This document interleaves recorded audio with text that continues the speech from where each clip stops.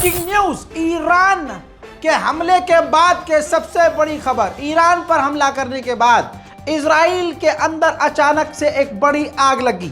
Iran पर हमला करने के बाद, हल्का फुल्का नुकसान करने के बाद इजराइल ने एक तरह से अपनी जीत का ऐलान किया और 8 घंटे के अंदर एक नया अपडेट इजराइल के अंदर देखने को मिला।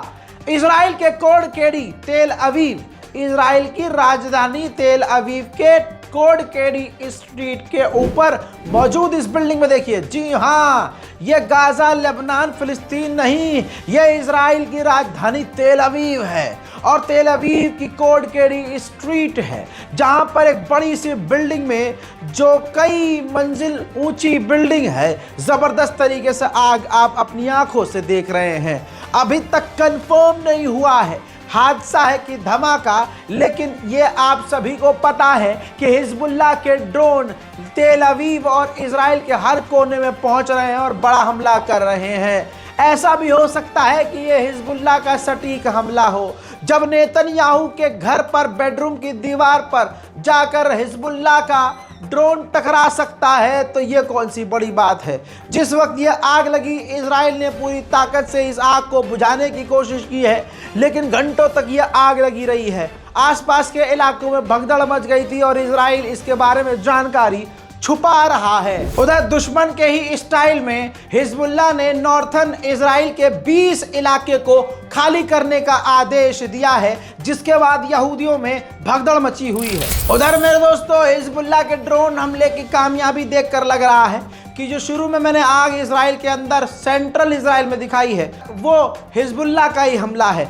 बताना और दिखाना चाहूंगा कि हिजबुल्लाह ने कई सारे रॉकेट और मिसाइलें इजराइल के इलाकों पर दागी हैं, जिनमें से इस बार भारी मात्रा में इजराइल के इलाकों में वो ड्रोन और मिसाइलें जाकर गिरी है, जिसमें इजराइल के इलाकों में खतरनाक आग और तबाही देखी जा रही है।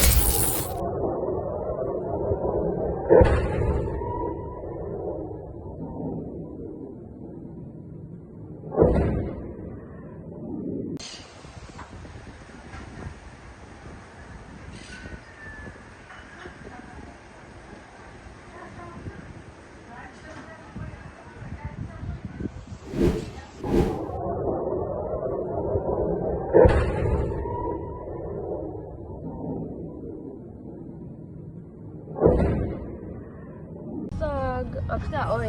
כן, הנה עכשיו תעשה לי. וואו. רואה את זה טוב? כן, אני רואה. שימי את זה מקרוב. יואו, אמא, בטוח כבר. תמונה. אבא, זה סרטון. סליחה. תסתכל, אני יותר... לא, איזה פיצוץ, רעידת אדמה עלק קיבלת רעידת אדמה. או בום. וואו, וואו. זה הפיצוץ, זה נראה לי הפיצוץ של זה. רק עכשיו הכל הגיע.